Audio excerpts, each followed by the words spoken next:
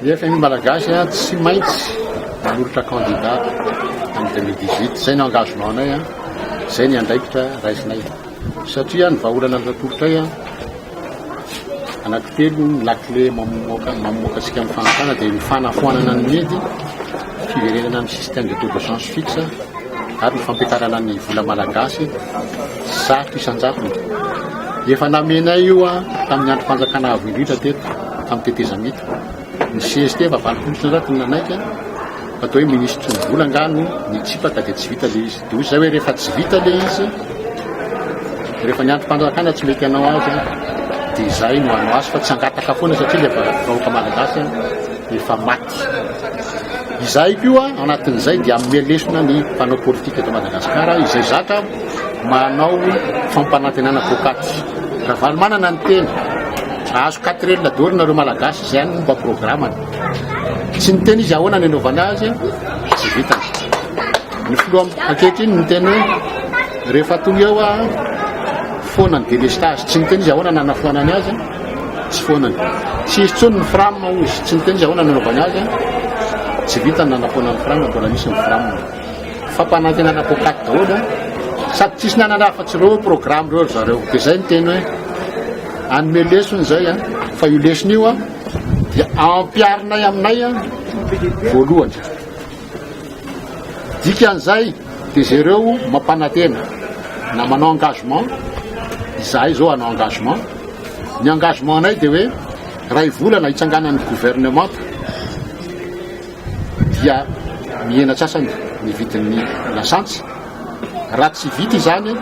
dia miala ho azy ny candidat atolotry ny FMI ahoana zany hoe miala ho azy izy satria rehefa mametraka ny candidaturany izy amin'ny fidiran'ny latsaka filoham-pirenena dia ametraka koa izy fametram-pialana rato ka tsy vita ao anatin'ilay volana izay fampanantenana napetraka izay hoe mihena sasany ny vidin'ny lasantsy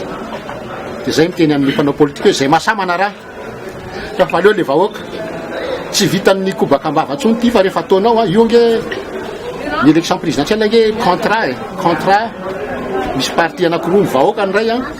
le candidat ny ray ny vahoaka feno ny parti en contrat ny mifidy anao ny anao zany ny contrat anao manao ny zavatra nampanantenanao fa raha zany aza mampanantenany ninona dia hita hoe vahoaka raha hifidy anao na tsy vidy anao fa ny anay dia zay tsy fampanantenana bokaty fa engagement io dia rehefa tsy vita mialo zay tsy amatitra ny vahoaka 5 taona ray vonana aloha fa isy engagement hafa ho ataonay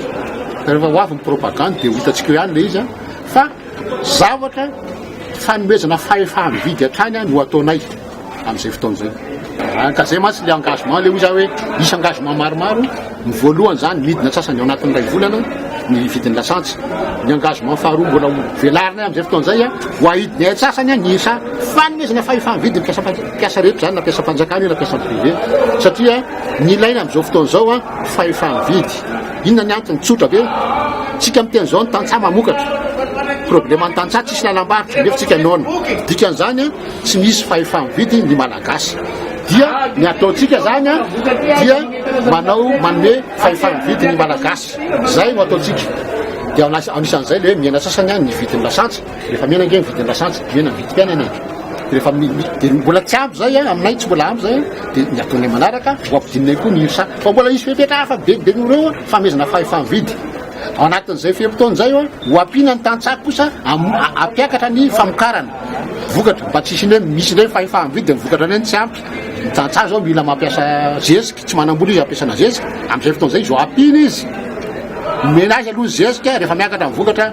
averiny vola fanjakana dia ahoana ny tazomana ny vidim-piainana tsy niakatra nge zavatra mandeha ho azy tamin'ny andron'ny première république tsika teto tsy niakatra mihitsy ny vidim-piainana ariaren'ny elabe ny kilao amin'ny vary ariarevatra ny mofo ny vidim-piainana tsy miakatra ny akara ny vidim-piainana tamintsika dia ny dévaluation vola gasy nataondratsiraka voalohany dévaluer ny vola gasy miakatra ny vidin'ny solika miakatra ny vidim-piainana dia ny tazomana zay sy taux de change fixe dia atao fotsiny zay tsy isiny hoe tsy ampy ny famokarana eto mihoatra ny fahefa-mividin'ny malagasy ireo foana natao mirindra trany dia rehefa voky ny malagasy mbola misy vokatra amin'izay fotoana zay zany la be loatra mivokatra mihoatra ny mpividy dia mety hidina indray vidim-piainana zay zany mety atahora indray hidiny vidim-piainana amin'izay fotoana zay tsy zay no hitsanga fa amin'izay fotoana zay tsika anao industrie agroalimentaire rehefa voky ny gasy dia ny ambombava rehetra ho aondrana any velany rehefa aondrany any velany iny tsy azo aorona raha akora ohatr'izao ohatra ny hoe voatabia raha voatabia no aondranao a mora loha iny very daholo fotsiny fa tsy maintsy manao industrie conserve voatabia anao ohatran'izany koa na tsaramaso na voanjobory na jus de fruits tsy maintsy reny langue conservation reny dia amin'izay fotoana zany ny ambava rehetrarehetra ho aondratsika any velany dia mampiditra devise sika ny tokony ataony amin'ny teny frantsay hoe grenier blé Madagasikara tokony grenier blé an'ny Afrique de l'Est rehetrarehetra sy ny océan Indien iray manontolo mbola afaka mivelatra mihoatra an'io raha vitatsika